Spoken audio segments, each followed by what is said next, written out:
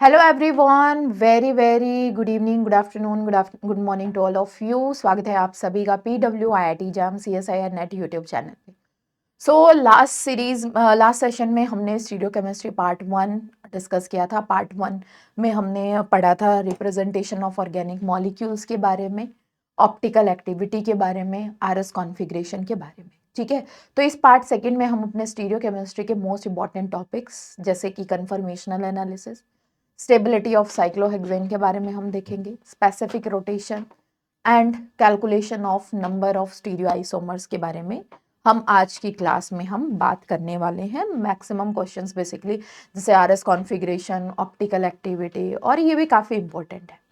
ठीक है, तो इस पूरे के पूरे सेक्शन को हम आज के सेशन में हम कवर करेंगे।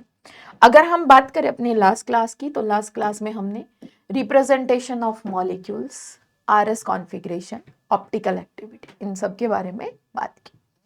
उसके बाद में आज का सेशन हमारा जो टारगेट करेगा वो conformational analysis, stability of cyclohexane, calculation of stereoisomer and specific rotation को ये टारगेट करेगा। ये सारी चीजें हम आज के सेशन में डिस्कस करेंगे। सबसे पहले अगर हम बात करें, सबसे पहले हम बात करते हैं किसके बारे में, कन्फर्मेशनल एनालिसिस के बारे में। कन्फर्मेशनल एनालिसिस, ठीक है। अब कन्फर्मेशनल एनालिसिस पढ़ने से पहले सबसे पहले हम बात करते हैं कि कन्फर्मर्स बेसिकली होते क्या। ठीक है, कन्फर्मर्स बेसिकली होते क्या। कन्फर्मर्स ऐसे आइसोमर्स जो कार्बन कार्बन के सिंगल बॉन्ड के रोटेशन के थ्रू एक दूसरे में हम उनको क्या करवा सके, कन्वर्ट करा सके। ठीक है, सबसे पहले हम बात करते हैं बेटा किसकी, कन्फर्मर्स की। कन्फर्मर्स, तो कन्फर्मर्स बेसिकली होते क्या, these are the isomers which can be converted into each other by the rotation of carbon carbon single bond. ठीक है, these are isomers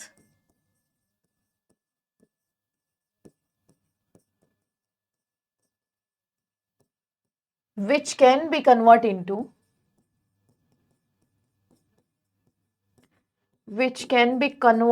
each other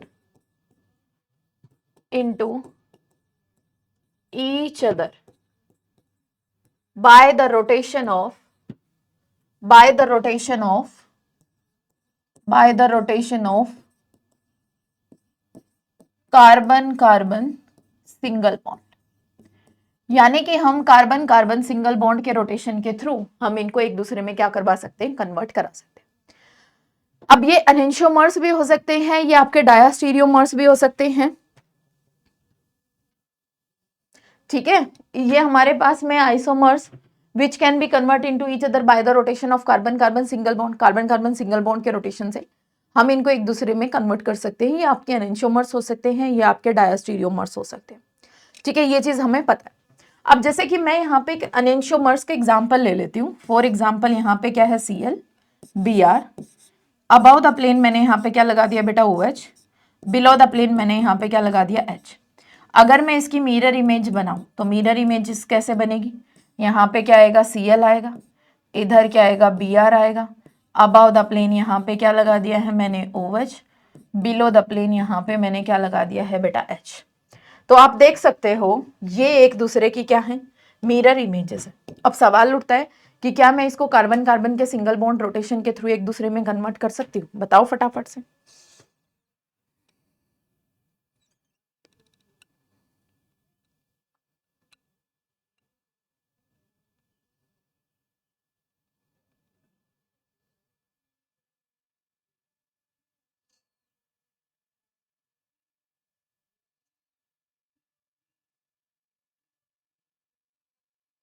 ठीक है, तो यानी कि these are the isomers which can be converted into each other by the rotation of carbon carbon single bond.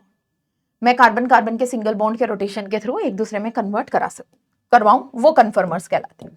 But क्या मैं इनको एक दूसरे को कन्वर्ट करा सकती हूँ, नहीं। ये दोनों एक दूसरे के एनेंशियोमर्स तो हैं, these are enantiomer, but these are not conformers. यानी कि ये कन्फर्मर्स नहीं है, ये एनेंशियोमर हैं, but these are not conformers of each other. क्योंकि मैं इनको कार्बन कार्बन के सिंगल बॉन्ड के रोटेशन के थ्रू एक दूसरे में कन्वर्ट नहीं करा सकती हूँ। अब कौन से हो सकते हैं, जैसे कि फॉर एग्जाम्पल मैंने यहाँ पे एक न्यूमन फॉर्म ले ली, न्यूमन स्ट्रक्चर मैंने यहाँ पे बना दिया। इधर क्या है CH3 है, यहाँ पे क्या है H है, इधर क्या है बेटा CH3। आगे देखो यहाँ H H H। अगर तुम इसके सामने इसकी मिरर इमेज बनाओगे, ठीक है, मिरर इमेज अगर बनाओगे तो मिरर इमेज कैसे, देखो ध्यान से, यहाँ पे CH3 आएगा, इधर क्या आएगा H आएगा, नीचे की तरफ क्या आएगा CH3 आएगा, यहाँ पे क्या है बेटा H है, यहाँ पे क्या है H है, इधर भी क्या है H है। मैं यहाँ पे मिरर रख रही हूँ, मिरर रखोगे तो आपको साफ साफ दिखाई दे रहा है कि CH3 को CH3 दिखाई देगा, H को H दिखाई देगा, ठीक है। ये एक दूसरे की क्या है, यहाँ पे ये मिरर इमेजेस है। अब क्या तुम इसको कार्बन कार्बन के सिंगल बॉन्ड के रोटेशन के थ्रू एक दूसरे में कन्वर्ट करा सकते हो, बिल्कुल करा सकते हो। तुम यहां से इस कार्बन कार्बन के बॉन्ड को रोटेट करवा दो, ठीक है, रोटेट कराओगे तो ये एक दूसरे में यहाँ पे कन्वर्ट हो जाएंगे, एक दूसरे में यहाँ पे ये कन्वर्ट हो जाएंगे जैसे ही तुम इसको रोटेट कराओगे। तो दीज आर द कन्फर्मर्स, ये क्या है, कन्फर्मर्स है। तो कन्फर्मर्स एनालिसिस, जो कन्फर्मेशनल एनालिसिस है, हमें इस टाइप के ही आइसोमर्स की करनी है, ठीक है, जिनको हम कार्बन कार्बन के सिंगल बॉन्ड के रोटेशन के थ्रू एक दूसरे में हम कन्वर्ट करा सकते, उन्हीं की हम यहाँ पे कन्फर्मर्स एनालिसिस हम पढ़ेंगे, ठीक है। और वहीं से बेसिकली हमारे सवाल भी आते हैं। जैसे कि सबसे पहले हम बात करें conformational analysis of ethane, conformational analysis of ethane, analysis of ethane. सबसे पहले हम इथेन की कन्फर्मेशनल एनालिसिस की बात करते हैं। अब इथेन की कन्फर्मेशनल एनालिसिस, इथेन क्या होता है, ये होता है भाई CH3 CH3। अब सबसे पहले जब मैं इसको यहाँ पे न्यूमन कन्फर्मेशन में लिखूंगी, इथेन को अगर मैं न्यूमन कन्फर्मेशन में लिखूंगी, ये फर्स्ट कार्बन, ये second carbon, first co dot से लिख दो, बैक को सर्कल से लिख दो, सेकंड को। तो यहाँ पे मेरे पास में क्या है H H, यहाँ पे क्या है H, इधर CH3 है तो इसके जस्ट पैरेलल बना दो, यहाँ पे भाई इसके जस्ट पैरेलल बना दो, ठीक है। अब आप इसको रोटेट करते रहो, क्योंकि जो भी हमारे आइसोमर बनेंगे ना रोटेशन से, वो कार्बन कार्बन के सिंगल बॉन्ड के रोटेशन के थ्रू एक दूसरे में कन्वर्टेबल है, ठीक है, वो एक दूसरे में क्या है, कन्वर्टेबल है, उनको हम एक दूसरे में कन्वर्ट करा सकते हैं।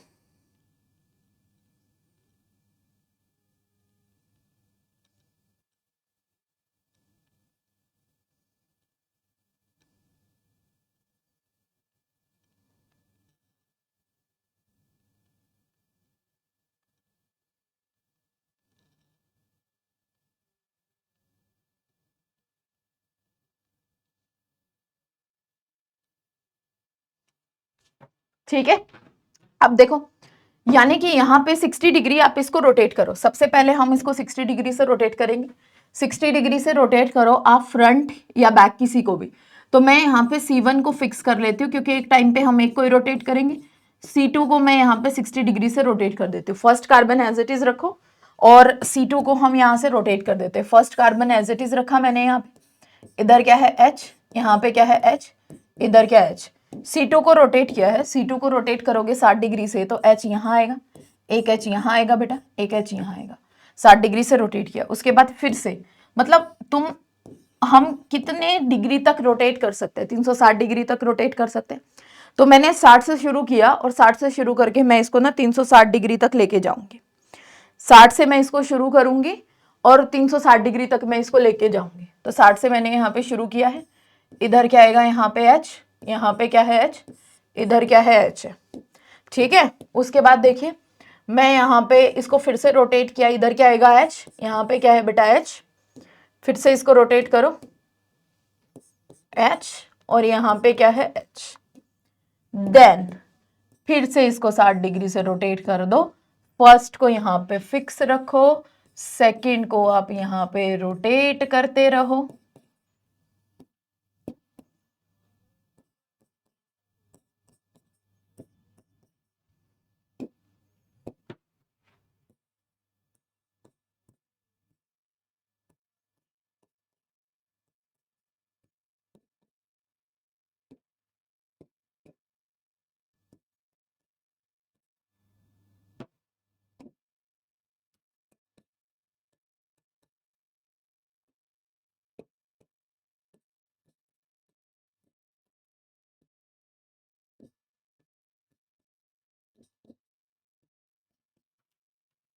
ठीक है। अब यहाँ पे देखो फिर से मैंने इसको 60 डिग्री से रोटेट किया, तो 60 डिग्री से रोटेट किया तो मैं कहाँ तक पहुंच गई हूँ एक बार देखो रोटेट करते हुए, 60, 120, 180, 240, 300। ठीक है, 300 डिग्री तक मैंने इसको रोटेट कर दिया। 300 डिग्री एक बार और यहाँ पे 60 डिग्री से रोटेट करो, हमारा कितने डिग्री से रोटेट हो जाएगा, 360 डिग्री से यहाँ पे रोटेट हो जाएगा। First carbon as it is, second को 60 डिग्री से रोटेट करोगे तो वापस ये एक दूसरे के कहाँ आ जाएंगे बेटा, पैरेलल आ जाएंगे। पैरेलल आएंगे तो एक एच यहाँ आएगा, एक एच इधर, जस्ट एक दूसरे के बिल्कुल पैरेलल। तो जब मैंने यहाँ पे इसके कन्फर्मर्स बनाए, कन्फर्मर्स मतलब एक ऐसे आइसोमर जिनको हम रोटेट करके एक दूसरे में कन्वर्ट भी कर सकते हैं। तो यहाँ पे कितने टाइप के आपके आइसोमर्स है वो दिखाई दे रहे हैं, या तो पैरेलल दिखाई देंगे बॉन्ड्स या फिर बिल्कुल अपोजिट दिखाई देंगे, है ना। दो ही चीज आपको दिखाई दे रही है।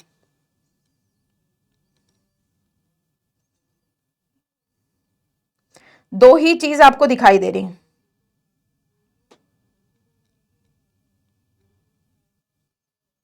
दो ही चीज यहां पे आपको दिखाई दे रही है, या तो एक दूसरे के बिल्कुल पैरेलल है। पैरेलल जब बॉन्ड्स एक दूसरे में होते हैं, जब डायाहेड्रल एंगल कितना होता है, 0 डिग्री का होता है, तो इसको बोला जाता है, ये कौन सी कन्फर्मेशन है बेटा, इक्लिप्स्ड। ठीक है, इक्लिप्स्ड। जब डायाहेड्रल एंगल कितना होता है, 0 डिग्री का होता है, तो that is our eclipsed conformation. और जब यहाँ पे डायाहेड्रल एंगल बिल्कुल अपोजिट होता है, देखो ये कौन सी है, स्टैगर्ड है। तो या तो मुझे यहाँ पे इक्लिप्स देखने को मिल रही है या फिर यहाँ पे मुझे स्टैगर्ड देखने को मिल रही है।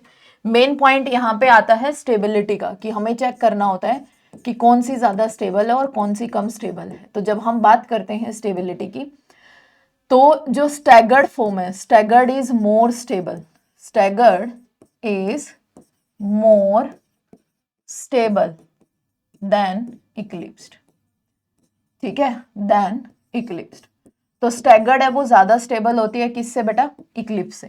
कैसे ज्यादा स्टेबल होती है स्टैगर्ड, क्योंकि स्टैगर्ड में जब हम देखें तो स्टैगर्ड में बॉन्ड्स है वो दूर दूर होते हैं, बिल्कुल अपोजिट होते हैं। ध्यान से देखो, H H H H.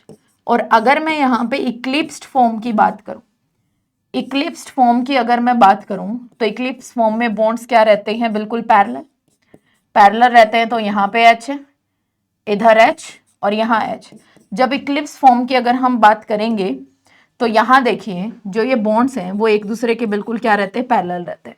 Bonds एक दूसरे के बिल्कुल पीछे और एक दूसरे के बिल्कुल यहाँ पे पैरेलल रहते हैं।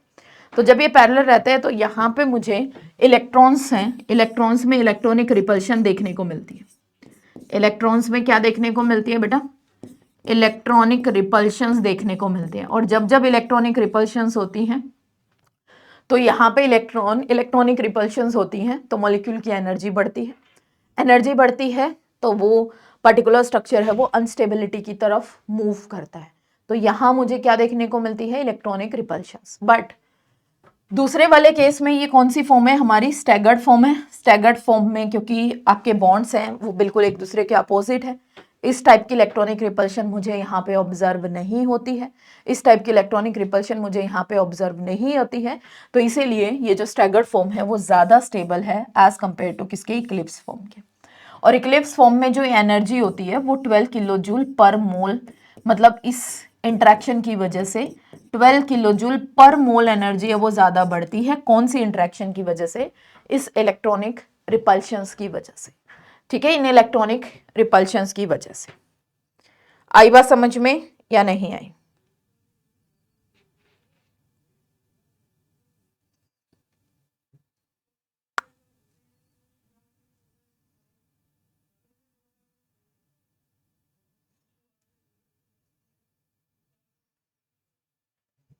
ठीक है, तो यानी कि यहाँ पे इस इलेक्ट्रॉनिक रिपल्शंस की वजह से एनर्जी है वो हमारी क्या बढ़ती है, एनर्जी है वो हमारी बढ़ जाती है। ठीक है, अब यहां से स्टैगर्ड फॉर्म है वो ज्यादा स्टेबल है एज कंपेयर टू किसके, इक्लिप्स फॉर्म के। अब हम बात करते हैं कन्फर्मेशनल एनालिसिस ऑफ प्रोपेन के बारे में। Conformational analysis of propane. ठीक है, किसके बारे में बेटा, प्रोपेन की कन्फर्मेशनल एनालिसिस। अब एक और चीज यहां पे जो आपको थोड़ी ध्यान रखनी है कि यहां से ना एक एनर्जी का सवाल पूछ लिया जाता है। कैसा सवाल पूछ लिया जाता है, एनर्जी का। कैसे भाई, यहाँ H है, इधर H। अब ओवरऑल एनर्जी कितनी बढ़ रही है? ओवरऑल एनर्जी बढ़ रही है 12 किलो जूल पर मोल, है ना।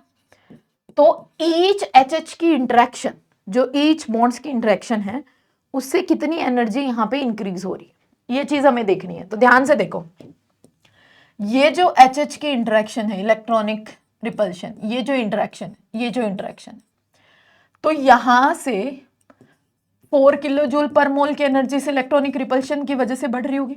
सेम यहां से भी, क्योंकि एच है, तीनों ही सेम है, 4 किलो जूल पर मोल।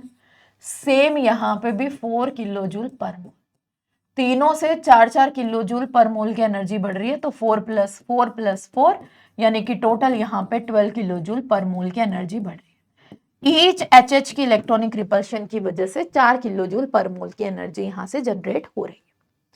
ठीक है, तो इसी तरीके से एग्जामिनर आपको एनर्जी, कुछ डिफरेंट टाइप की एनर्जी यहाँ पे डिफरेंट न्यूमेरिकल वैल्यू देके आपसे पूछ सकता है कि बताओ ये जो बॉन्ड्स है वो कितनी एनर्जी यहाँ पे बढ़ा रहे हैं या घटा रहे हैं। ठीक है, कितनी एनर्जी यहाँ पे बढ़ा रहे हैं या फिर घटा रहे हैं। अब उसके बाद में हम बात करते हैं किसकी भाई, कन्फर्मेशनल एनालिसिस ऑफ प्रोपेन के। प्रोपेन की कन्फर्मेशनल एनालिसिस के बारे में कि प्रोपेन में हमें कितने डिफरेंट टाइप के कन्फर्मेशनल आइसोमर्स हैं वो मिलते हैं, उनकी एनर्जी का कंपैरिजन, उनकी स्टेबिलिटी का कंपैरिजन, ये सारी चीजें हमें यहाँ पे डील करनी है। तो अगर मैं बात करूं प्रोपेन की, तो प्रोपेन का जो स्ट्रक्चर रहता है वो क्या रहता है, CH3 CH2 और यहाँ पे क्या, CH3। अब ये क्योंकि न्यूमैन फॉर्म हम दो ही कार्बन के लिए लिख सकते हैं, ये 1 है ये 2, तो ये जो CH3 है ये किसके तरीके से बिहेव करेगा, ये एज अ सब्स्टिट्यूएंट की तरीके से बिहेव करेगा। आप इस सब्स्टिट्यूएंट को फर्स्ट कार्बन पे भी रख सकते हो, आप इस सब्स्टिट्यूएंट को आप सेकंड कार्बन पे भी रख सकते हो, ये आपकी इच्छा है, आप इसको फर्स्ट पे रखना चाहते हो या फिर आप इसको सेकंड पे रखना चाहते हो। ठीक है, आप फर्स्ट पे भी रख सकते हो, आप इसको सेकंड पे भी रख सकते हो। तो पहले ये मेरे पास में यहाँ पे फर्स्ट कार्बन है, ये यहाँ पे क्या है, बैक कार्बन। फर्स्ट पे देखो मैं यहाँ पे लिख देती हूँ, यहाँ CH3 H। बैक साइड में भी, सेकंड पे भी यहाँ पे H। सबसे पहले मैं कंसीडर कर लेती हूँ कि सारे के सारे बॉन्ड्स है वो पैरेलल हैं, इनके बीच में 0 डिग्री का डायाहेड्रल एंगल है। जब बॉन्ड्स एक दूसरे के बिल्कुल पैरेलल होते हैं तो यहाँ जो डायाहेड्रल एंगल रहता है वो रहता है लगभग हमारा 0 डिग्री का। अब मैं यहाँ से बॉन्ड्स को रोटेट करूंगी, तो यहाँ से मैंने इसको 60 डिग्री से रोटेट कर दिया, 60 डिग्री। ठीक है, जितनी पॉसिबिलिटी है उतनी। C1 को आप फिक्स रखिए, C2 को आप रोटेट कर दीजिए कितने से, 60 डिग्री के, आपकी इच्छा है। आप C1 को फिक्स करना चाहते हो या फिर C2 को फिक्स करना चाहते हो, आपकी इच्छा है, इसमें कोई वो नहीं है। ठीक है, कि मैम इसी को क्यों किया है। तो यहाँ पे C1 अब रोटेट करते रहो,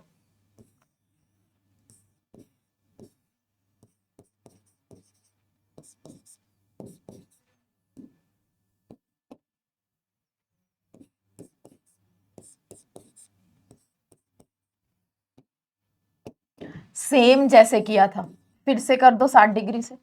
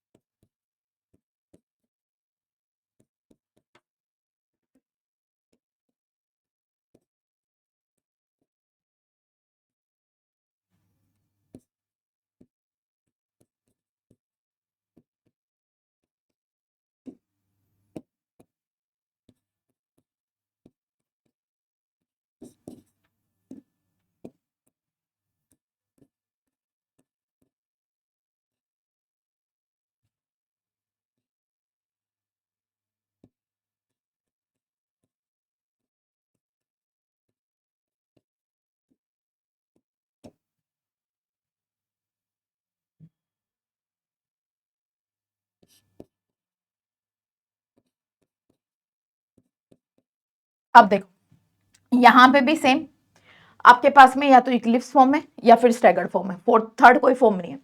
देखो या तो बॉन्ड्स आपके पैरेलल रहेंगे, कौन सी फॉर्म है ये इक्लिप्स्ड, या फिर ये अपोजिट रहेंगे, कौन सी फॉर्म है बेटा ये स्टैगर्ड, या तो ये पैरेलल रहेंगे तो भी ये इक्लिप्स्ड फॉर्म है, ठीक है, अपोजिट है तो स्टैगर्ड, या तो इक्लिप्स फॉर्म हमारे पास में अवेलेबल है या फिर स्टैगर्ड फॉर्म हमारे पास में अवेलेबल। तो यानी कि इसमें भी सेम, कौन सी इक्लिप्स्ड और स्टैगर्ड, तो कौन सी ज्यादा स्टेबल होगी, ऑब्वियस सी बात है कि स्टैगर्ड इज मोर स्टेबल, क्योंकि यहां पे एनर्जी किसकी ज्यादा होगी, इस इक्लिप्स्ड की एनर्जी है वो ज्यादा होगी।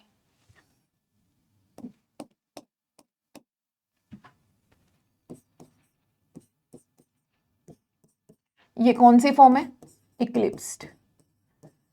उसके बाद अगर मैं यहां पे स्टैगर्ड की बात करूं तो स्टैगर्ड में क्या आएगा, स्टैगर्ड में आएगा यहाँ पे CH3, आगे चलो यहाँ पे क्या है H, इधर क्या है H, स्टैगर्ड फॉर्म है तो H H H। तो यहाँ पे आपको इलेक्ट्रॉनिक रिपल्शन भी नहीं दिख रही है, ठीक है।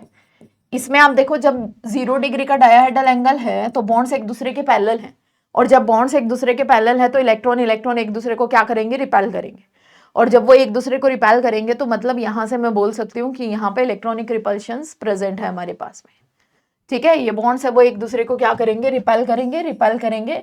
तो हम यहाँ से बोल सकते हैं कि इधर हमारे पास में क्या अवेलेबल है भाई, इलेक्ट्रॉनिक रिपल्शंस, ठीक है, इलेक्ट्रॉनिक रिपल्शंस प्रेजेंट है, इलेक्ट्रॉनिक रिपल्शंस। और साथ में क्योंकि यहाँ पे CH3 एक बल्कियर ग्रुप है, बल्कियर ग्रुप है तो बल्कियर ग्रुप में, और इस बल्कियर ग्रुप की वजह से स्टीरिक हिंड्रेंस भी लग रही है, स्टीरिक इफेक्ट भी लग रहा है, यानी कि स्टीरिक हिंड्रेंस भी लग रही है, तो इसीलिए staggered form is more stable then the Eclipse form. अगर हमसे यहां पे इस वाले इक्लिप्स्ड, प्रोपेन का इक्लिप्स्ड और नॉर्मल इथेन का इक्लिप्स्ड के बारे में पूछ लिया जाए, नॉर्मल किसका, इथेन का इक्लिप्स्ड, और हमसे पूछ लिया जाए कि which one is more stable, which one is more stable, तो साफ साफ मुझे यहां पे दिखाई दे रहा है, एक मिनट,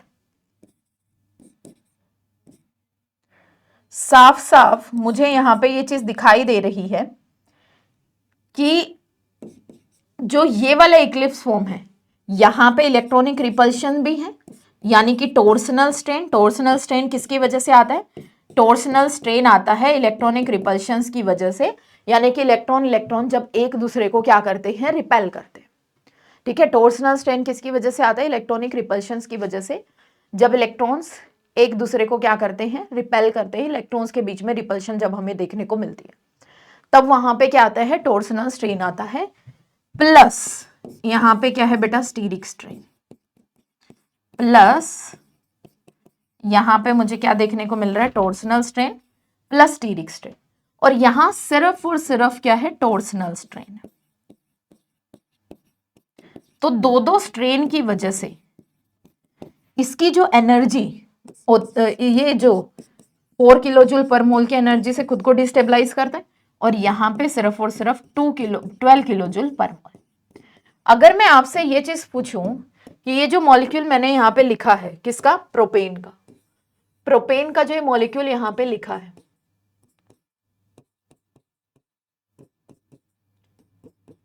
इस मॉलिक्यूल में CH3 और H की इंटरेक्शन की एनर्जी कितनी आपको यहां पे मिलेगी, एनर्जी कितनी आपको यहां पे मिलेगी, यानी कि CH3 और H के इंटरेक्शन की वजह से कितनी एनर्जी मुझे यहां पे मिल रही है, ये सवाल है भाई।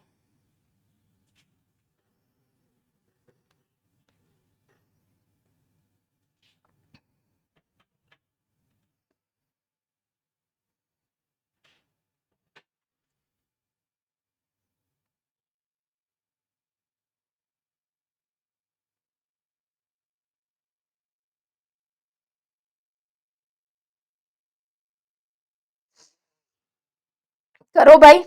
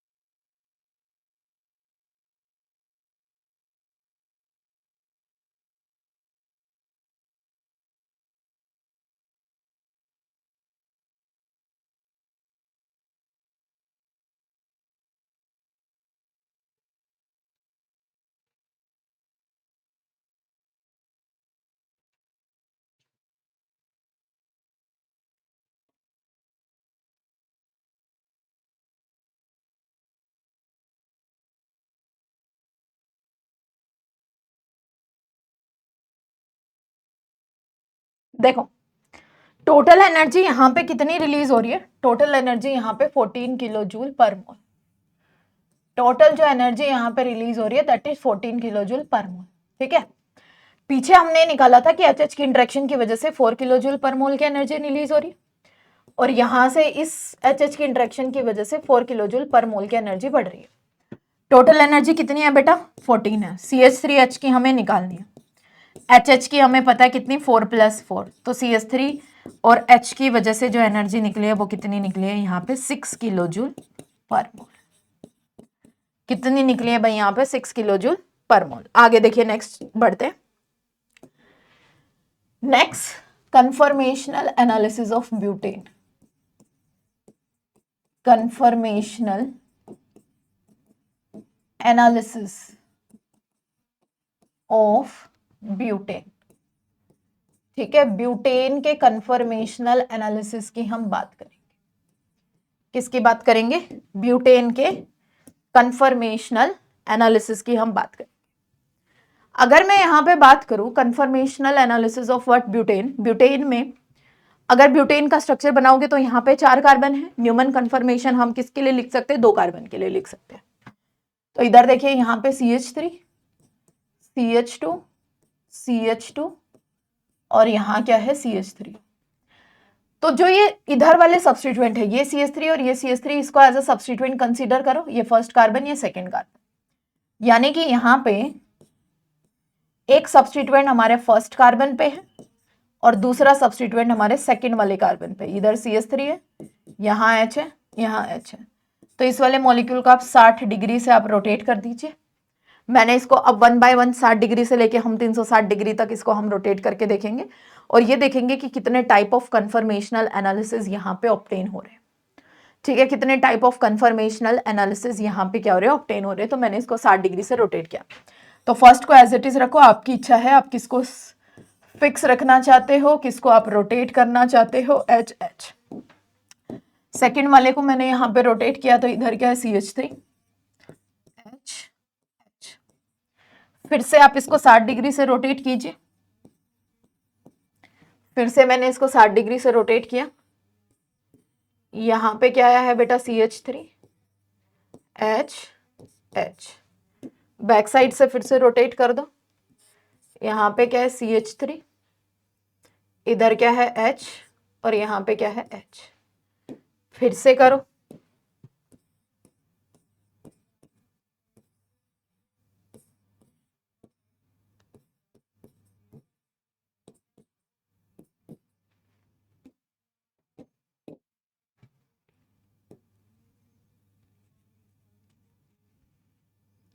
ठीक है, यहाँ पे फिर से 60 डिग्री से रोटेट करोगे तो ये यहाँ पे आएगा CH3, H। फिर से आप इसको 60 डिग्री से रोटेट करो।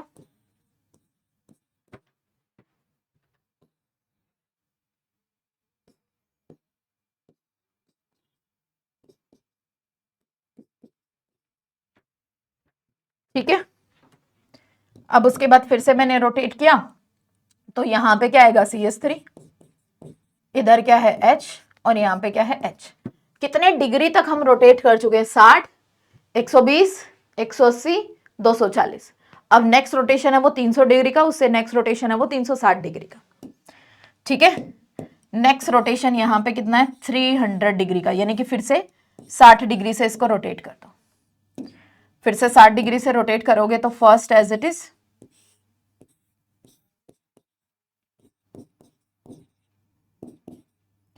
सेकेंड वाले को मैंने रोटेट किया फिर से 60 डिग्री से, तो यहाँ पे क्या आएगा CH3, यहाँ क्या है H और इधर क्या है H।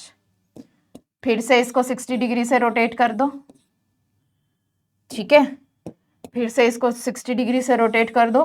किया भाई मैंने इसको रोटेट, यहाँ क्या है H है, इधर H है, इधर यहाँ पे क्या है CH3 है। तो जब ये एक दूसरे के बिल्कुल क्या आ गए, डायाहेड्रल एंगल कितना हो गया 0 डिग्री का, तो हो गया 360 डिग्री से रोटेट। अब देखो यहाँ पे किस किस टाइप के मतलब कन्फर्मर्स हैं, वो कितने टाइप के मुझे यहाँ पे ऑब्टेन हो रहे हैं और कैसे कैसे यहाँ पे मुझे ऑब्टेन हो रहे हैं, ये चीज हम यहाँ पे देख रहे हैं। तो सबसे पहले जब यहाँ पे CH3 देखो बिल्कुल एक दूसरे के पैरेलल है ना, CH3 एक दूसरे के बिल्कुल क्या है, पैरेलल है। तो यानी कि यहाँ पे अगर हम देखेंगे सो दैट इज इक्लिप्स्ड, ठीक है, फुल्ली इक्लिप्स्ड हम इसको बोलेंगे।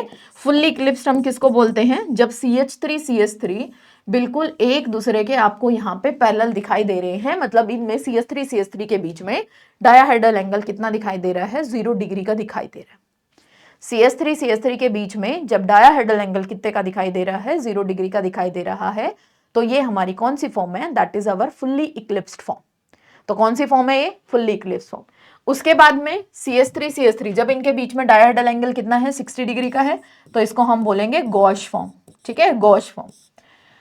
अब यहाँ पे देखो ये भी इक्लिप्स फॉर्म है, बट CH3 पैरेलल नहीं है, तो ये हमारी पार्शियली इक्लिप्स्ड होगी। इक्लिप्स तो है बट पार्शियली है। पार्शियली इक्लिप्स का मतलब H के विद रिस्पेक्ट में ये इक्लिप्स्ड है, ठीक है। अब यहाँ पे CH3 एक दूसरे के बिल्कुल एंटी है, तो ये कौन सी फॉर्म होगी, स्टैगर्ड फॉर्म, या फिर मैं इसको नाम दूंगी किसका, एंटी फॉर्म का।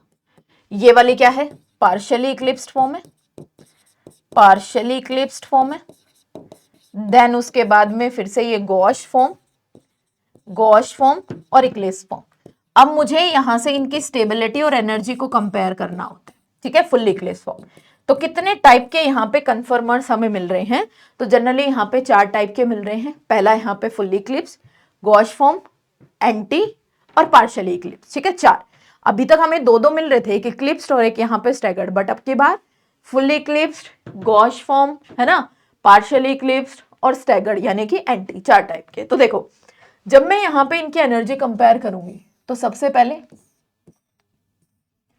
यहां क्या है बेटा, CH3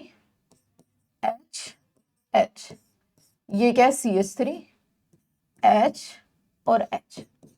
तो ये जो CH3 है ये एक दूसरे के एंटी रहेंगे, तो दैट इज स्टैगर्ड फॉर्म, यानी कि बल्कियर ग्रुप बिल्कुल एक दूसरे के क्या है, अपोजिट है। अपोजिट है तो ये कौन सी है, स्टैगर्ड फॉर्म। उसके बाद में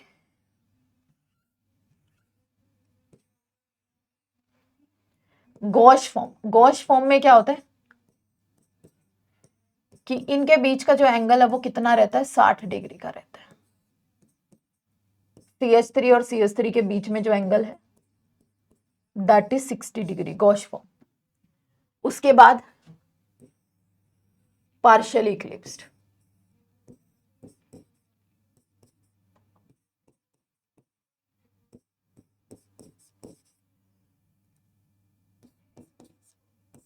पार्शियली इक्लिप्स कैसे होता है, जब डायाहेड्रल एंगल 0 हो, किस किस के बीच में, CH3 और H के बीच में।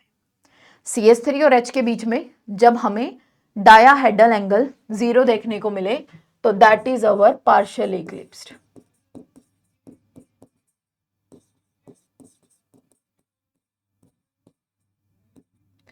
इसको हम किसका नाम देते हैं, पार्शियली इक्लिप्स्ड। और फुल्ली इक्लिप्स्ड CH3 के बीच में डायाहेड्रल एंगल 0।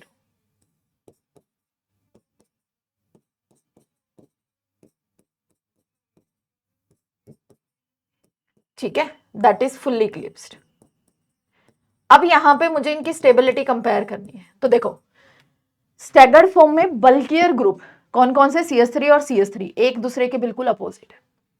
2 बल्कियर ग्रुप एक दूसरे के बिल्कुल अपोजिट दिखाई दे रहे, कौन से, CH3 किस फॉर्म में बेटा, स्टैगर्ड फॉर्म में, ठीक है। उसके बाद गॉश फॉर्म में है ये भी स्टैगर्ड, बट यहां पे जो CH3 है वो एक दूसरे के 60 डिग्री पे मुझे यहां पे ऑब्टेन हो रहे हैं, ठीक है। गॉश फॉर्म में CH3 है तो ये एक दूसरे के 60 डिग्री पे।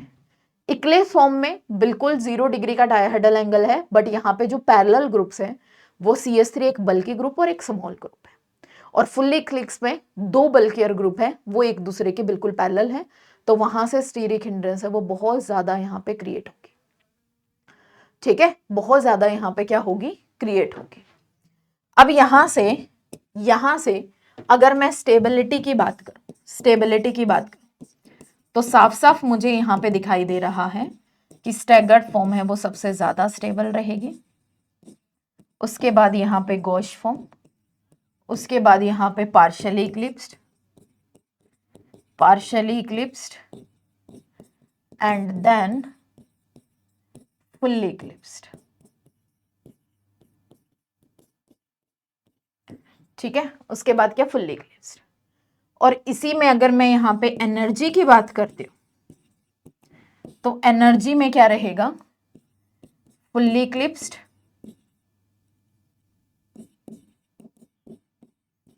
Then partially eclipsed,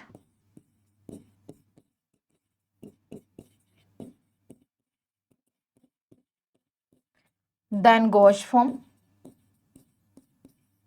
and then staggered form। आई बात समझ में या नहीं आई, क्लियर हुआ या नहीं हुआ?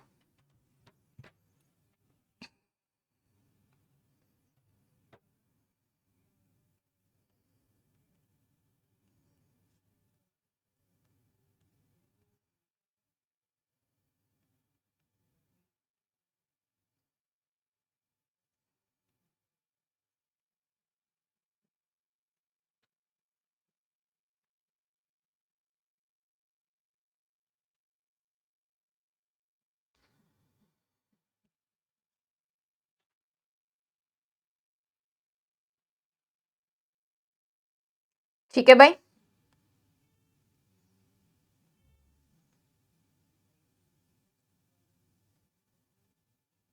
देखिए अब कुछ सवाल मैं यहां पे दे रही हूं, जैम 2020 में आया हुआ सवाल है, इस सवाल को करो।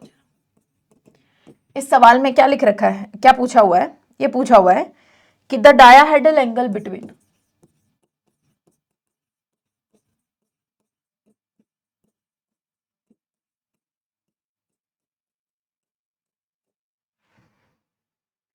डायाहेड्रल एंगल बिटवीन, या फिर डायाहेड्रल के बगल में torsional,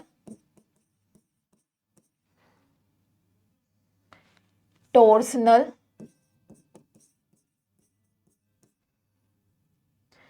angle in degrees,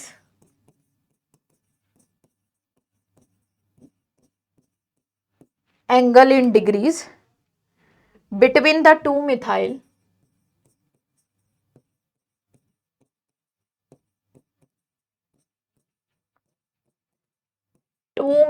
groups in the most stable conformation, in the most stable conformation of N-butane,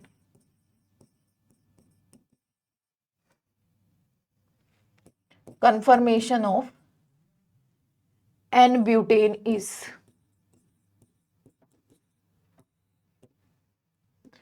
ठीक है, conformations of N-butane is, ये सवाल है भाई, करिए जल्दी से।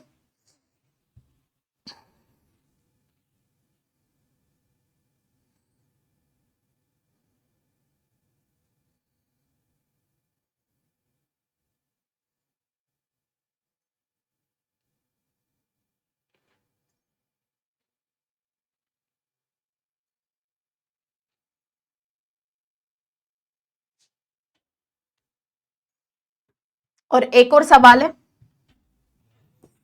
The rotational energy barrier,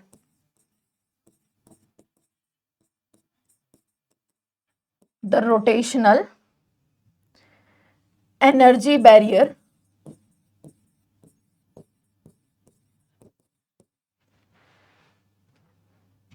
between the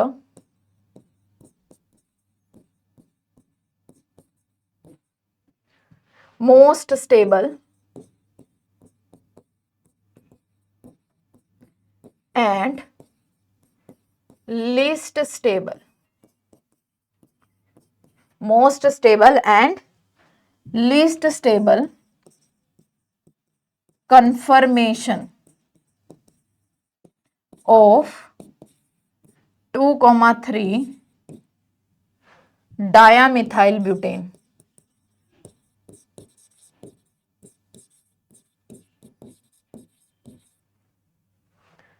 along C2 and C3 bond is kilo calorie पर मोल। और यहाँ पे आपको एनर्जीज भी दे रखी हैं, गिवन है आपको द एनर्जीज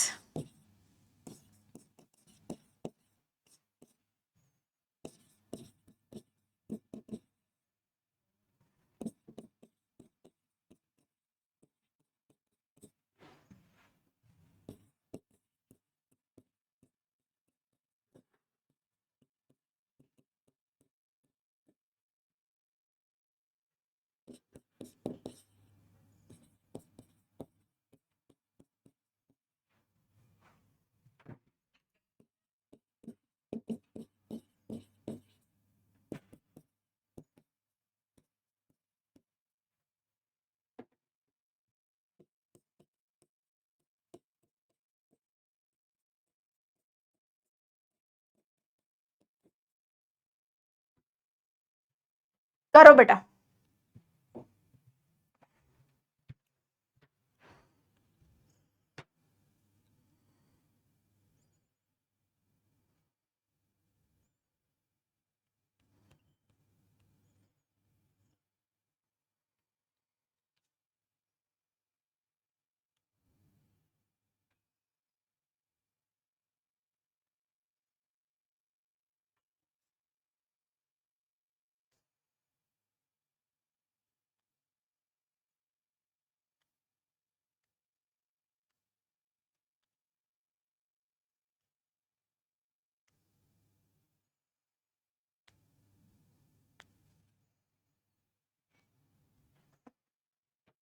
करो फटाफट। Dihedral angle between two methyl groups.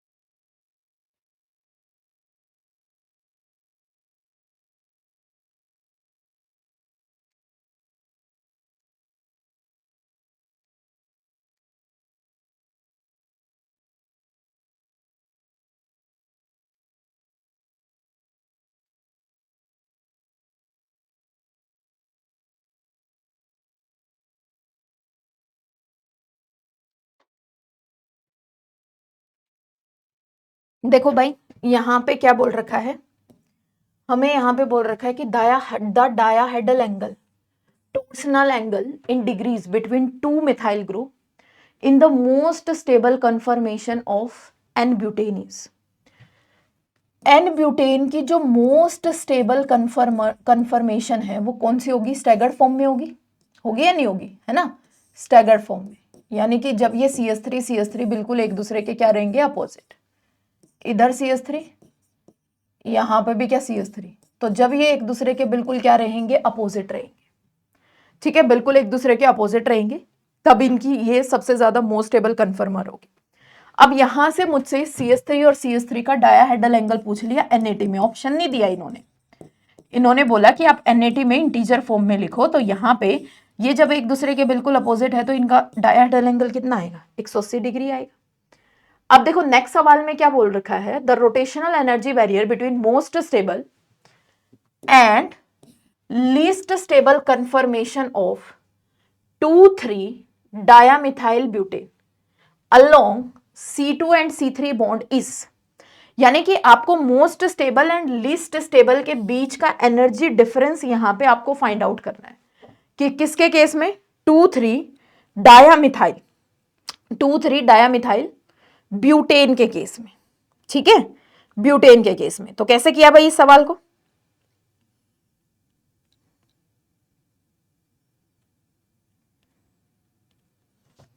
To three डायामिथाइल butane,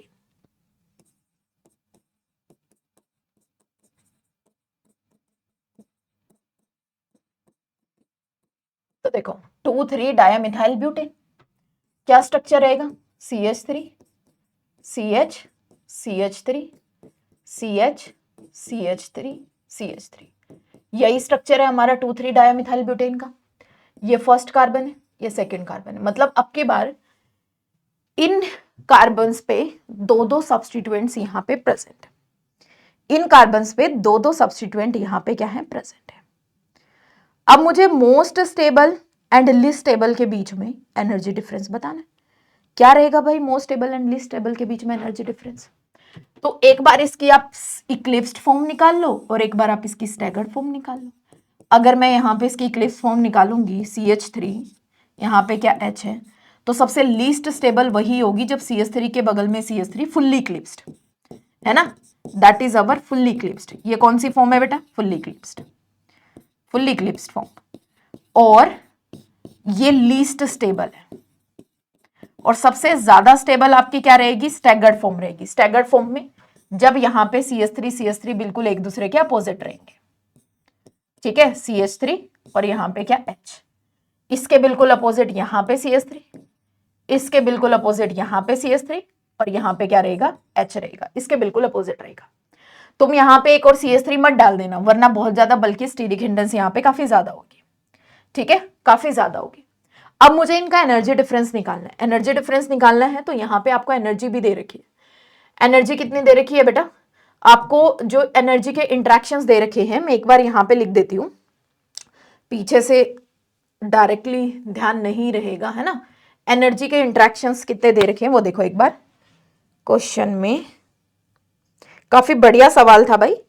जब यहां पे H और CH3 इक्लिप्स्ड फॉर्म में है, इक्लिप्स्ड फॉर्म में है, तो यहां जो एनर्जी है इक्लिप्सिंग की वो कितनी है, 1.8। CH3 और CH3 जब इक्लिप्स फॉर्म में है तो यहां एनर्जी है 2.9, और यहां पे जब CH3 गॉश फॉर्म में है तो यहां जो एनर्जी आपको मिल रही है वो कितनी मिल रही है, 0.9। अब इसको कैलकुलेट करके मुझे इनका एनर्जी का डिफरेंस निकालना है। बहुत अच्छा सवाल है, निकालो फटाफट कितना आया तुम लोगों का।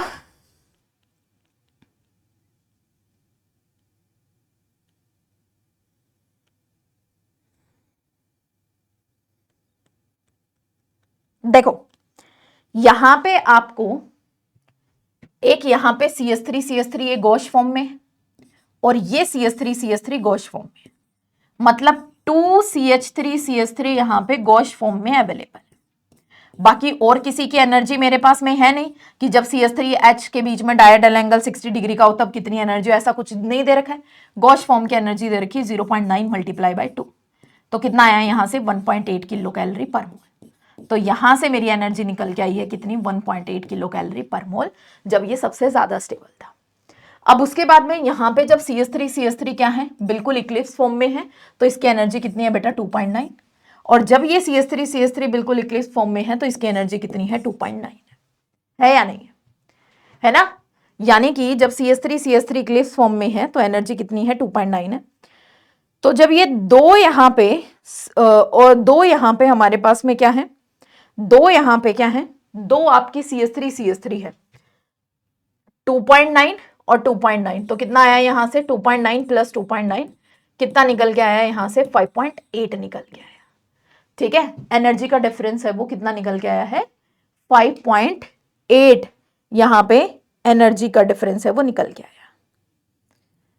आई बात समझ में या नहीं आई।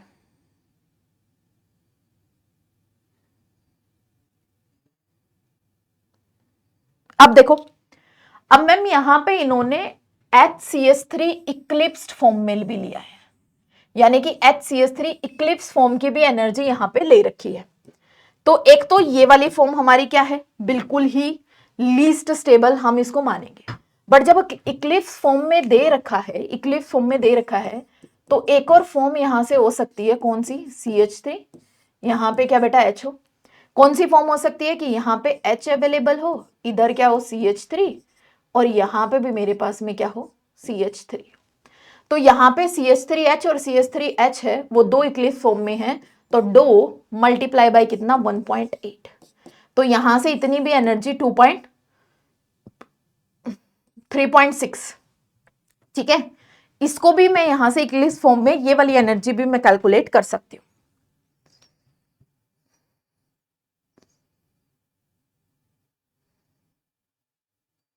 और एक और कौन सी, ये वाली CH3 प्लस कितनी बेटा, यहां से CH3 की एनर्जी अगर हम देखेंगे तो कितनी आएगी यहाँ पे 2.9, और इसमें जब मैं ऐड करूंगी 2.9 में तो ये कितना आया 6.5 आया। तो देखो अगर मैं ये वाली इक्लिप्स फॉर्म लेती हूं तो यहाँ पे जो एनर्जी निकल के आ रही है वो 6.5 निकल के आ रही है। एक और फॉर्म ली मैंने यहाँ पे, और इस केस में जो एनर्जी निकल के आ रही है वो कितनी आ रही है 5.8 के आसपास ये एनर्जी निकल के आ रही है। तो कौन सी सबसे ज्यादा अनस्टेबल है, ये 6.5 वाली है। तो मैं ये वाली सबसे ज्यादा लीस्ट स्टेबल फॉर्म है वो कंसीडर करूंगी। 6.5 माइनस 1.8 यहां से कैलकुलेट कर दो, जो भी ऑर्डर आएगा, जो भी आंसर आएगा वो इनका एनर्जी गैप होगा। बहुत ज्यादा बढ़िया सवाल था, लगने से ये वाला हमारा सबसे लीस्ट स्टेबल लग रहा है, बट एक और फॉर्म है उसकी जब मैंने एनर्जी कैलकुलेट की तो वो उसकी एनर्जी है वो इससे भी हाई मुझे मिले। ठीक है, क्लियर।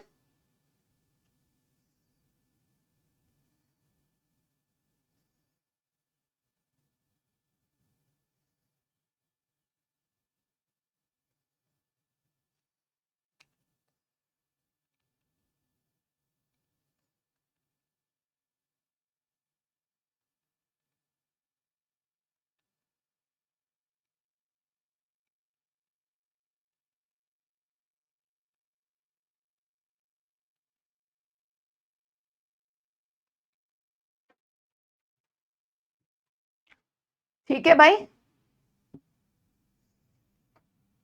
क्लियर। तो ये थे हमारे कंफर्मेशनल एनालिसिस। अब उसके बाद में हम बात करते हैं कंफर्मेशनल एनालिसिस ऑफ साइक्लोहेक्सेन के बारे में। ठीक है, कंफर्मेशनल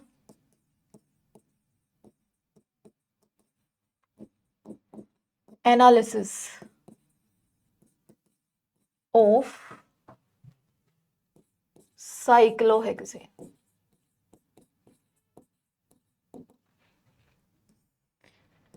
ठीक है, साइक्लोहेक्सेन की कंफर्मेशनल एनालिसिस।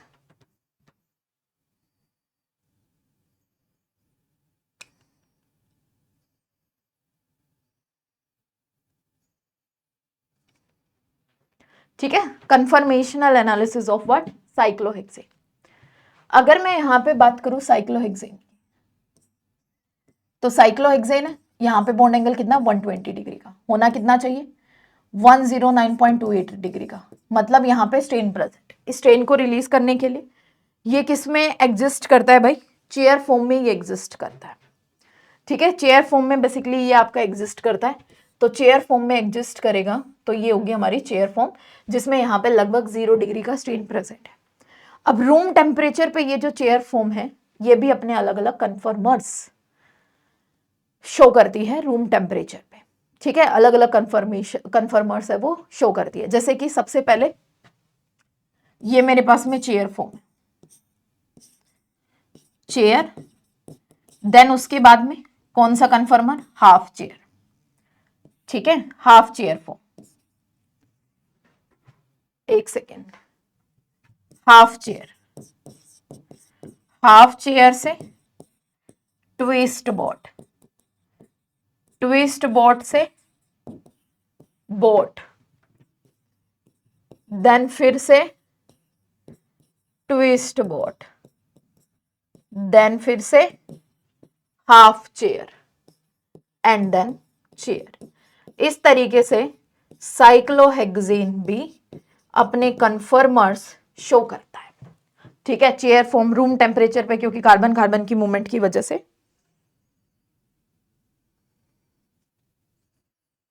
ठीक है, रूम टेम्परेचर पे कार्बन कार्बन के बॉन्ड की मूवमेंट की वजह से। आई बात समझ में या नहीं आई? देन उसके बाद में अगर हम बात करें, चेयर फॉर्म में ये एग्जिस्ट करता है।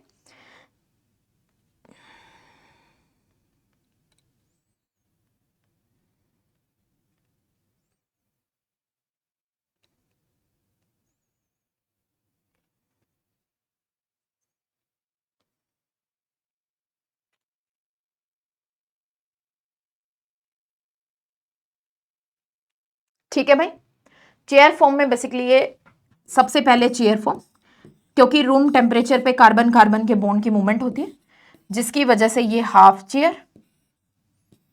ठीक है, ये कौन सी हो गई हमारी? Half chair. देन उसके बाद में ट्विस्ट बोट,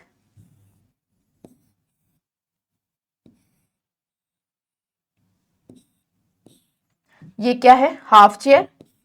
देन यहां पे ट्विस्ट बोट, देन उसके बाद में बोट फॉर्म, देन फिर से ट्विस्ट बोट,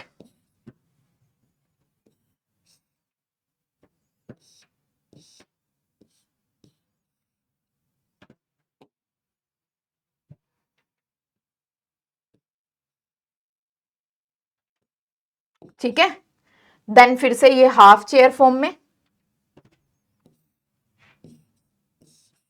देन फिर से चेयर फॉर्म। इस तरीके से ये एग्जिस्ट करता है।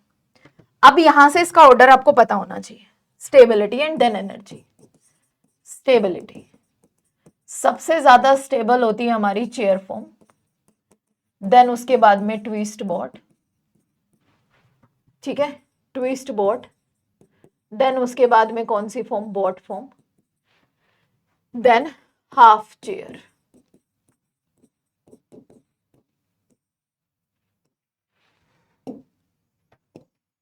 ठीक है, देन क्या? Half chair. एनर्जी का अगर हम ऑर्डर देखेंगे तो एनर्जी का ऑर्डर क्या रहेगा? Half chair,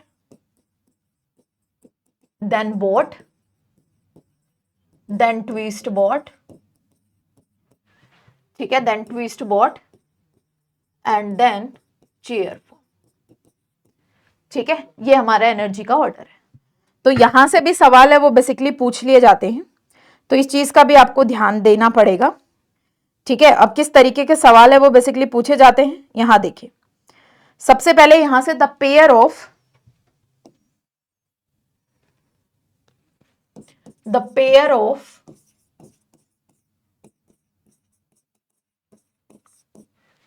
the pair of conformation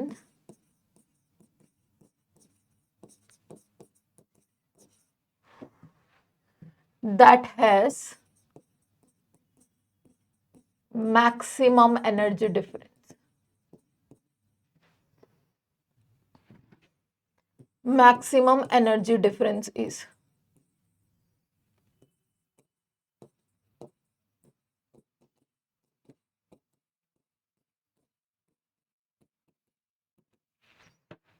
option A.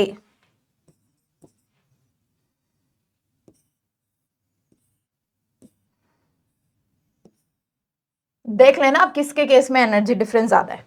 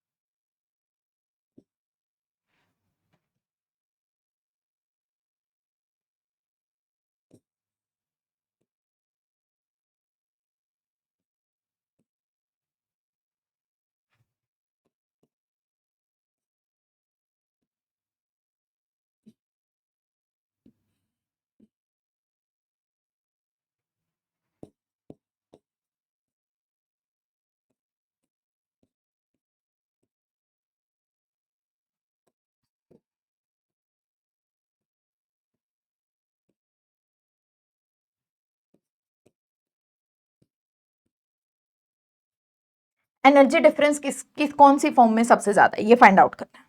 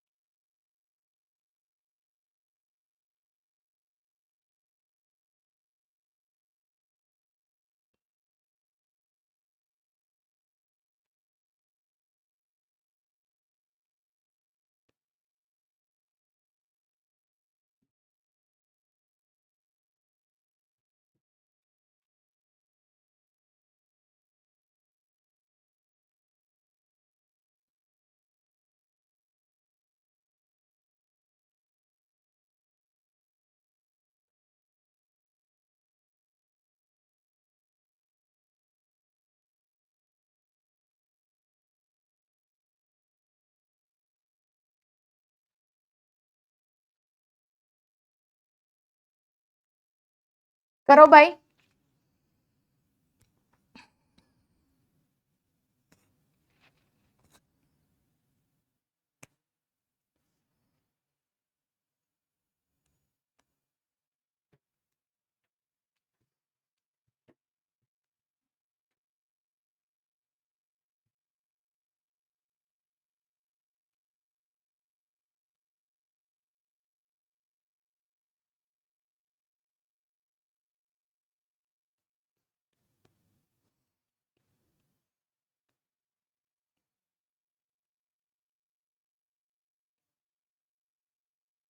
ठीक है, देखो ये चेयर फॉर्म है सबसे ज्यादा स्टेबल, और ये कौन सी फॉर्म है, ये हमारे पास में हाफ चेयर फॉर्म है। Chair form and half chair form, ये मोस्ट स्टेबल और ये सबसे least stable, that is most stable, और ये क्या है भाई, ये लीस्ट स्टेबल है। तो इनके बीच में मैक्सिमम एनर्जी गैप होगा, मैक्सिमम एनर्जी डिफरेंस होगा। एक की एनर्जी कम है, एक की एनर्जी ज्यादा है, एक मोस्ट स्टेबल है, एक लीस्ट स्टेबल है, तो इनके बीच में एनर्जी गैप है वो बेसिकली क्या होगा, सबसे ज्यादा होगा। तो आंसर क्या रहेगा, ए रहेगा। अब उसके बाद में हम बात करते हैं रिंग फ्लिपिंग की, यानी कि जो चेयर फॉर्म है वो रिंग फ्लिप होती है, रिंग फ्लिपिंग की हम बात करते हैं। अगर मैं बात करूं चेयर फॉर्म की, ठीक है, चेयर फॉर्म की रूम टेम्परेचर पे ये फ्लिपिंग शो करती है, मतलब ड्यू टू कन्फर्मर्स जब दोबारा से चेयर फॉर्म होती है ना, यहां से हम शुरू करते हैं रूम टेम्परेचर पे, है ना, रूम टेम्परेचर पे जब यहां से हम शुरू करते हैं और एंड में वापस से जब मुझे चेयर फॉर्म होती है तो वहां पे रिंग है वो आपकी फ्लिप कर चुकी होती है। अब ये रिंग फ्लिपिंग का मतलब क्या है वो जरा एक बार देखिए। फॉर एग्जाम्पल ये मेरे पास में चेयर फॉर्म है, मैंने इसको नाम दे दिया 1 2 3 4 5 6। जब ये अलग अलग कन्फर्मर शो करती है तो ये 1 यहाँ पे, मतलब इनमें कार्बन्स एक अपनी पोजीशन से नेक्स्ट पोजीशन की तरफ मूव करते हैं, या तो वो क्लॉकवाइज डायरेक्शन में या फिर वो एंटी क्लॉकवाइज डायरेक्शन में। जब हमें रिंग फ्लिपिंग देखने को मिलती है तो या तो वो क्लॉकवाइज डायरेक्शन में या फिर वो एंटी क्लॉकवाइज डायरेक्शन में। देखो जैसे ही मैंने यहाँ पे रिंग फ्लिपिंग कराया, 1 यहाँ आ चुका है, 2 इधर, 3 इधर, 4 इधर, 5 इधर और 6 इधर। ठीक है, यानी कि ये इस तरीके से मूवमेंट हमें शो करते हैं। आई बात समझ में, ये 1 है, 2 3 4 5 6 ring flipping. During ring flipping carbon की पोजीशन है वो चेंज हो जाती है। अब देखो जब सब्स्टिट्यूएंट्स की हम बात करते हैं, ये कौन सी पोजीशन होती है बेटा, एक्सियल, ये कौन सी होती है, इक्वेटोरियल। ये ऊपर की तरफ इक्वेटोरियल, नीचे की तरफ क्या, एक्सियल। ऊपर की तरफ एक्सियल, नीचे क्या है, इक्वेटोरियल। नीचे क्या है, एक्सियल, यहाँ पे क्या है, इक्वेटोरियल। इधर इक्वेटोरियल, यहाँ पे क्या है बेटा, एक्सियल। इधर एक्सियल है और दिस इज इक्वेटोरियल। ठीक है ना, एक तरफ क्या है एक्सियल, दूसरी तरफ क्या है इक्वेटोरियल। जब हम रिंग फ्लिपिंग कराते हैं, ड्यूरिंग रिंग फ्लिपिंग या after ring flipping, ring flipping में क्या होता है, एक्सियल है वो किस में कन्वर्ट हो जाता है बेटा, इक्वेटोरियल में, और जो इक्वेटोरियल है वो किस में कन्वर्ट हो जाता है, वो किस में कन्वर्ट हो जाता है, एक्सियल। एक्सियल इक्वेटोरियल में कन्वर्ट हो जाता है और इक्वेटोरियल एक्सियल। जो हमारे पास में अबाव द प्लेन है स्टीरियो, जो अबाव है वो अबाव रहता है, जो बिलो है वो कहाँ रहता है, बिलो ही रहता है। स्टीरियो सेम रहती है एक्सियल इक्वेटोरियल में और इक्वेटोरियल एक्सियल में आपका चेंज हो जाता है। ठीक है भाई, स्टीरियो सेम रहती है।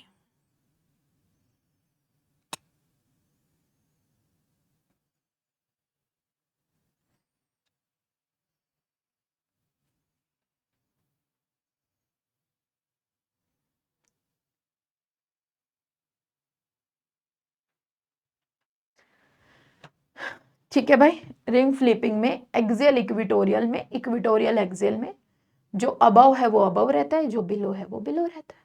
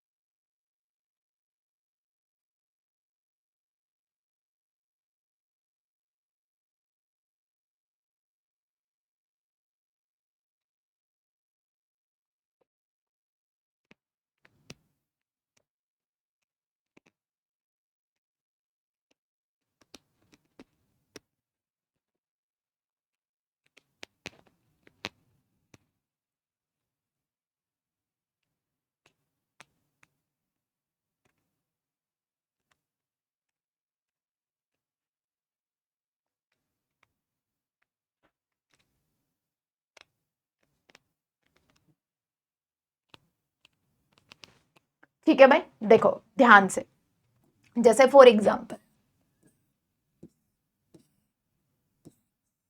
ये CS3 है, ये कहाँ है, एक्सियल है, और कौन सा एक्सियल है, अबव। स्टीरियो क्या रहेगी, अबव रहेगी, और क्या है, एक्सियल है। जब मैं इसकी रिंग फ्लिपिंग कराऊंगी, यानी कि आफ्टर रिंग फ्लिपिंग,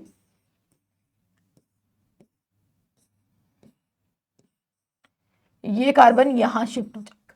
ठीक है, अगर मैंने इसको नाम दिया 1 2 3 4 5 6, तो यहां से होता क्या है, ये यहां 1, इधर 2 3 4 5 6, तो जो ये एक्सियल है ये किस में चेंज हो जाएगा, इक्वेटोरियल में, और जो अबव है वो आपका अबव ही रहेगा। ये कौन सा है, अबव इक्वेटोरियल। ऐसे हो जाती है हमारी रिंग फ्लिपिंग।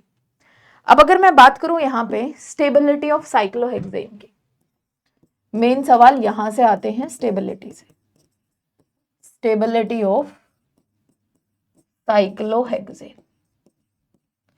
ठीक है, स्टेबिलिटी ऑफ साइक्लोहेक्सेन। एक तरफ मैंने यहां पे सब्स्टिट्यूएंट को लगा दिया है, कहां पे, एक्सियल पे। दूसरी तरफ मैं इसी सब्स्टिट्यूएंट को कहां लगा रही हूं, इक्वेटोरियल पे, यानी कि यहां पे। अब मुझे ये बताना है कि ए और बी में से which one is more stable. ठीक है, ए और बी में से कौन सा यहां पे स्टेबल है, मतलब मैं सब्स्टिट्यूएंट को एक्सियल रखना पसंद करूं या फिर मैं सब्स्टिट्यूएंट को इक्वेटोरियल पे रखना पसंद करूं। मेन पॉइंट ये है कि सब्स्टिट्यूएंट को हम लोग एक्सियल में रखना पसंद करें या फिर हम सब्स्टिट्यूएंट को इक्वेटोरियल में रखना पसंद करें। अब अगर मैं यहां पे बात करूंगी किसकी, एक्सियल की, ये एक्सियल है और ये क्या है, इक्वेटोरियल है।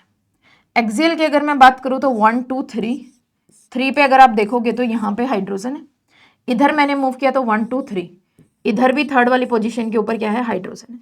जब सब्स्टिट्यूएंट हमारा एक्सियल पे होता है तो यहाँ पे लगती है 1 3 डाया एक्सियल इंटरेक्शन। क्या क्या लग रहा है बेटा यहाँ से 1,3 डायक्सल इंट्रैक्शन लग रहा है। किस किस केस में? CH3 और H के केस में। क्या लग रहा है यहाँ पे? 1,3 डाया एक्सल इंट्रैक्शन। किसके केस में? CH3 और H के केस में। क्या लग रहा है? 1,3 डायक्सल इंट्रैक्शन। किसके केस में? CH3 और H के केस में। अब यहाँ पे जब 1,3 डायक्सल इंट्रैक्शन लगता है तो इधर एनर्जी आपकी बढ़ती है। जब जब 1,3 डायक्सल इंट्रैक्शन लगता है तो एनर्जी यहाँ पे बढ़ती है।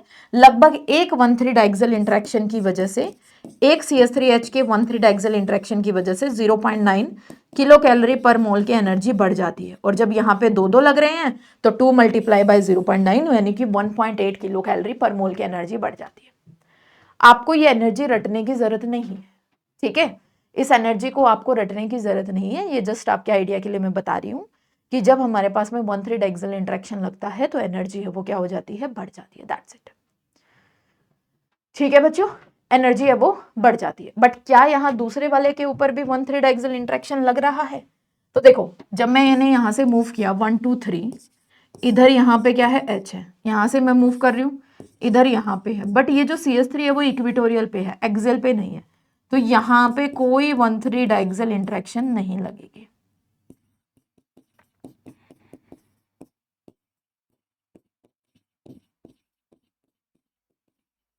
ठीक है, यहाँ पे मेरे पास में कोई भी 1,3 डायक्सल इंट्रैक्शन है वो नहीं लग रही है। तो साफ साफ मुझे पता लग रहा है कि कौन सा ज्यादा स्टेबल है? इक्विटोरियल वाला ज्यादा स्टेबल है ना, एज कंपेयर टू किसके? एक्सियल के।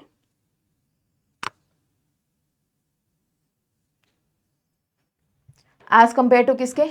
एक्सियल के। तो मैं यहां से बोलूंगी कि इक्विटोरियल सब्स्टिट्यूएंट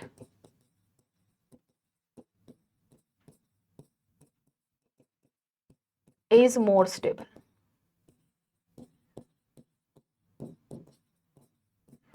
than axial। ठीक है, इक्विटोरियल वाला ज्यादा स्टेबल रहता है एज कंपेयर टू किसके? एक्सियल के।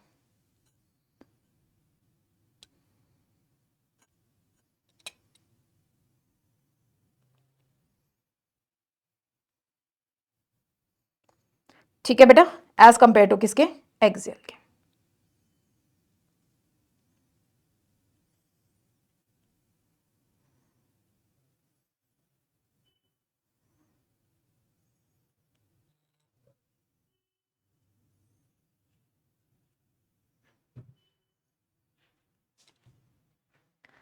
ठीक है, नेक्स्ट देखो, यहां पे सवाल दे रही।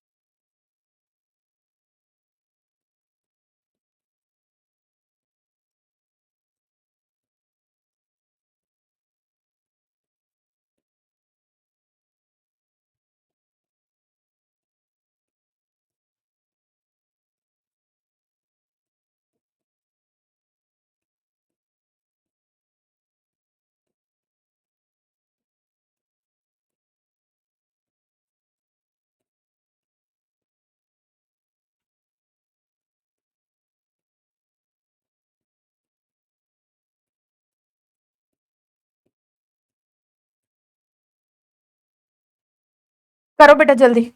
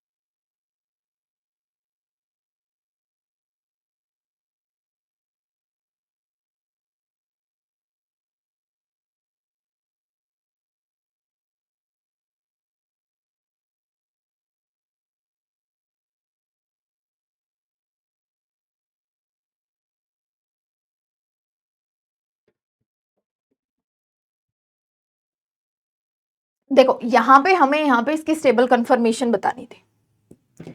अगर मैं इसकी स्टेबल कंफर्मेशन की बात करूं तो सबसे पहले आपको इस बल्कियर ग्रुप को इक्वेटोरियल पे रखना है, और ये बल्कियर ग्रुप इक्वेटोरियल पे हर एक जगह पे ये कौन सा है, अबाव है।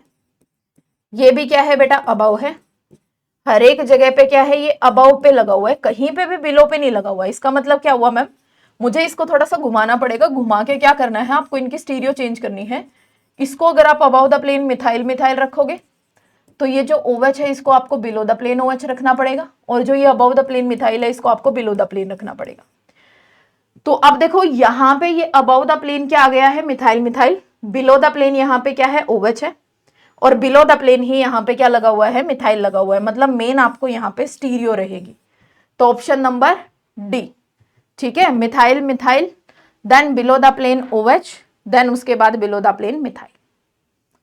आई बात समझ में या नहीं आई, क्लियर है सबको या नहीं?